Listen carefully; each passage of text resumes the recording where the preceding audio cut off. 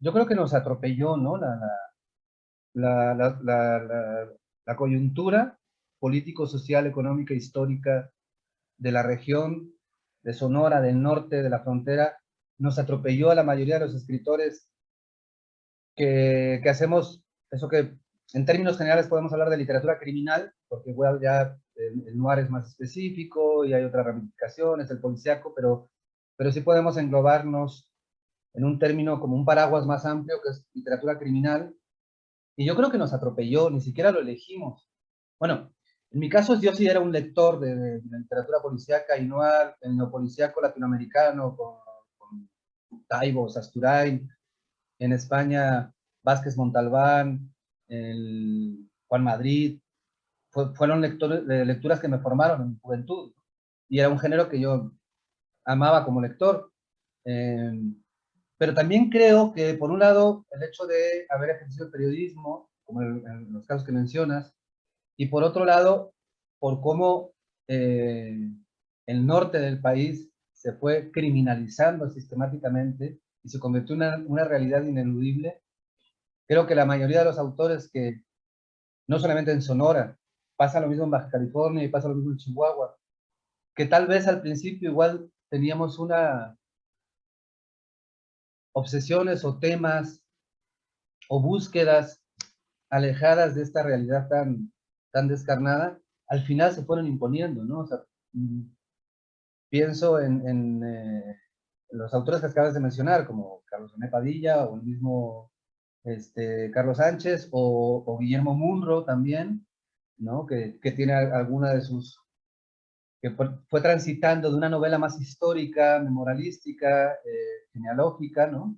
En la búsqueda de los antepasados, etcétera, fue transitando una novela más urgente, más de la novela de trinchera, digamos, con temas como, no sé, el narcotráfico y la ecología, etcétera, ¿no? Pero igual, esto mismo creo que lo podemos ver en Chihuahua, lo vamos a ver en Baja California. Y me parece que es esto, que la realidad, esta realidad descarnada, brutal, esta realidad violenta, criminalizada por las dinámicas del crimen organizado, por la corrupción en los cuerpos policíacos, en los sistemas de justicia, en general en el Estado, con E mayúscula, nos fue orillando también a escribir sobre eso que vivíamos y veíamos, ¿no?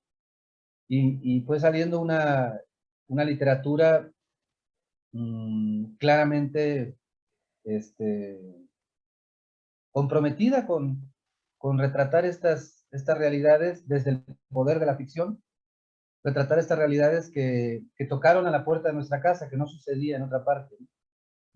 Eso por un lado, y por otro lado creo que también, bueno, eh, me parece que un ejemplo importante para todos va a ser el Mendoza, en Sinaloa.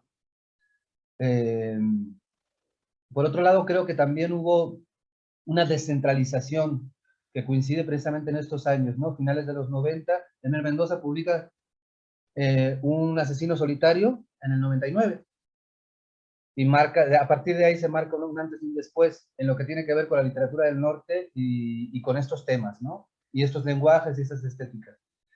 Y después de eso, creo que las editoriales también van a influir y van a encontrar un filón en esta literatura del norte que estaba hablando de realidades eh, descarnadas, trágicas, eh, que en el centro todavía no quedaban muy lejos. O sea, a principios de los 2000, todos estos retratos que empezamos a hacer los autores del norte, en general, hablando de Sinaloa, Sonora, hablando de Chihuahua, de California, a, a los medios de comunicación, a las editoriales y a los protagonistas de la literatura de la Ciudad de México, les quedaba muy lejos.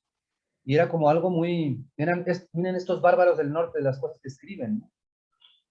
Pero estos bárbaros del norte empezaron a desembarcar, digamos, en las editoriales, que creo que va a ser importante esto, editoriales con distribución a nivel nacional, con impacto a nivel nacional, y van a transformar un poco las dinámicas, ¿no? Entonces creo que va a haber como una especie de nortificación de la literatura mexicana a partir precisamente de finales del siglo pasado, principios de este siglo, hasta la fecha, ¿no? Entonces, bueno, yo me veo en esa coyuntura, en ese movimiento, en esas cosas que empiezan a pasar, cuando leo a Elmer Mendoza, cuando leo a Klaus White, o que esa literatura que sucedía en otra parte la podíamos hacer ahí, en nuestras regiones, en nuestras realidades inmediatas. Y surge todo este movimiento que se le ha llamado literatura del norte, mmm, que tiene que ver mucho con el desierto, que tiene que ver mucho con las violencias y que tiene que ver mucho con una estética, sobre todo en prosa, ¿no? Aunque también hay poesía poderosa en el norte, con una estética filosa, ¿no? De cuchillo entre los dientes. Y creo que son como denominadores comunes en general de lo que ha pasado con la literatura en el norte.